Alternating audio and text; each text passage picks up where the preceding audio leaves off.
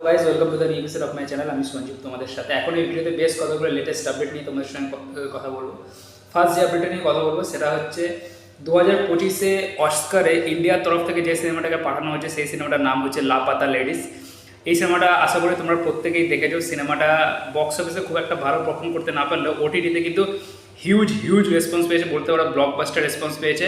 মানে হিউজ পরিমাণ অডিয়েন্স সিনেমাটাকে দেখেছে এবং ওটিটিতে ভিউজের তালিকাতেও সিনেমাটা কিন্তু অনেক নতুন রেকর্ড তৈরি করেছে। তো এবার এই সিনেমাটাকে কিন্তু অস্কারের জন্য পাঠানো হচ্ছে এবারে ইন্ডিয়ার তরফ থেকে। বাট এই সিনেমাটা দর্শকের থেকে ভালো প্রশংসা পেয়েছে বলেই যে অস্কারে গিয়ে সেই জন্য সিনেমাটাকে পাঠিয়ে দেওয়া হলো এবং অস্কারে গিয়ে সিনেমাটা খুব ভালো কিছু একটা করবে, এটা কিন্তু একটা কোশ্চেনেবল হয়ে যায়। কারণ দেখুন, এই সিনেমার যেটা প্লট সেটা অস্কারে গিয়ে যে ধরনের জিনিস, মানে রিজিওনাল সিনেমার ক্ষেত্রে, আউটসাইড সিনেমার ক্ষেত্রে যে ধরনের জিনিস অস্কার পেয়েছে এর আগে, সেই ধরনের সাবজেক্ট কিন্তু এই সিনেমাটা নয়। তো সেক্ষেত্রে কি এই সিনেমাটা অস্কার পাবে? মানে অস্কার পাওয়াটা অনেক বড় কথা, বাট মানে কোনো নমিনেশনও গিয়ে যদি হয় সেটাও একটা অনেক বড় প্রাপ্তি হবে। বাট সেটা কিন্তু একটা কোশ্চেনেবল থেকেই যায় কি সাবজেক্টটা কতটা অস্কারের যে ধরনের সাবজেক্ট হয় অস্কার পাওয়ার ক্ষেত্রে, অস্কারের নমিনেশন পাওয়ার ক্ষেত্রে, সেই সাবজেক্টটাকে কতটা মানে কতটা দেখছে যে জিনিসটা, সেটা কিন্তু একটা দেখার বিষয় হয়ে যায়। তো সেটা একটা বড় কোশ্চেনেবল বিষয় থেকেই যায়। তো এবার সেকেন্ড যে আপডেটটা নিয়ে কথা বলে সেটা হচ্ছে সাউথ সুপারস্টার বা সাউথের মেগাস্টার চিরঞ্জীবীকে নিয়ে।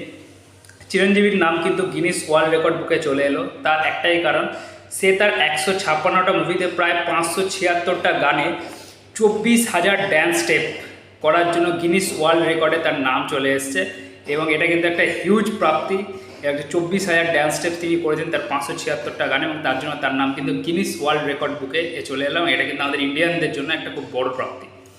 এরপরে যে আপডেটটা নিয়ে তোমার সঙ্গে কথা বলবো সেটা হচ্ছে রাঞ্ঝানা সিনেমার 10 বছর উপলক্ষে সিনেমার ডিরেক্টর আনন্দিল রায় কিন্তু তার এরপরে যে সিনেমাটা তার আসছে সেটার নাম হচ্ছে তেরে ইস্ক মে, সেই সিনেমাটার ব্যাপারে কিছু তথ্য দিয়েছেন। তিনি বলেছেন এই সিনেমাতে লিড কাস্টে কিন্তু ধনুষকেই আবার আমরা দেখতে পাবো।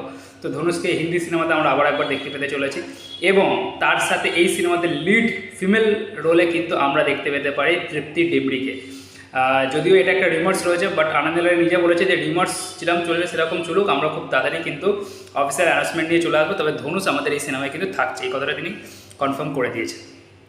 এরপরে যে আপডেটটা নিয়ে কথা বলবো সেটা হচ্ছে লোকেশ কাঙ্গানাজের এলসি ইউনিভার্স কিন্তু সারা ভারতে খুবই পপুলারিটি পেয়েছে, লোকে খুবই পছন্দ করছে, স্পেশালি ইউথদের মধ্যে কিন্তু এই সিনেমাটা নিয়ে কিন্তু একটা হিউজ পরিমাণ একটা কী বলবো মানে পপুলারিটি রয়েছে, ক্রেজ রয়েছে সিনেমাটা নিয়ে। তো লোকেশ কাঙ্গানাজের পরে যে সিনেমাটা হচ্ছে সেই সিনেমাটার নাম হচ্ছে কুলি, ঠিক আছে। এই সিনেমাটাতে উপেন্দ্র রয়েছে, নাগার্জুনা রয়েছে, তবে এটা কিন্তু এলসিউর কোনো রকম কোনো পার্ট নয়, এটা তিনি আগেই জানিয়ে দিয়েছেন। বাট এলসিউ ফ্যানাদের জন্য একটা খুবই দারুণ খবর যে এলসিউ ইউনিভার্সের পরের যে সিনেমা, সেই সিনেমাটার নাম হচ্ছে বেঞ্চ, যে সিনেমাটাতে মুখ্য চরিত্রে অভিনয় করছে হচ্ছে রাঘব লরেন্স এবং প্রিয়াঙ্কা মোহনান, এবং এই সিনেমাটাকে ডিরেক্ট করছে অবশ্যই লোকেশ কাঙ্গড়ায়, এবং এটা কিন্তু লোকি ইউনিভার্সের একটা পার্ট হতে চলেছে। তারপর এটা দেখার বিষয় হচ্ছে রাঘব লরেন্স একজন দারুণ একটা, সে নেগেটিভ রোলেও যেমন দারুণ অভিনয় করতে পারে, পজিটিভ রোলেও দারুণ করতে পারে। তো তাকে এখানে নেগেটিভ না পজিটিভ কীভাবে লোকি ইউনিভার্সের মধ্যে তাকে প্রেজেন্ট করা হয় এবং তার ক্যারেক্টারটা কীভাবে লোকি ইউনিভার্সে স্পিন অফ হয়, সেটা কিন্তু একটা দেখার মতো বিষয় হবে। Hope for the best. এরপরে যে আপডেটটা নিয়ে কথা বলবো সেটা হচ্ছে ঢালিউড সুপারস্টার শাকিব খানের বরবাদ সিনেমা নিয়ে। তো যেটা রিমার্স আসছে যে বরবাদ সিনেমার বাজেট কিন্তু প্রায় 15 কোটি টাকা বাংলাদেশি রুপিসে।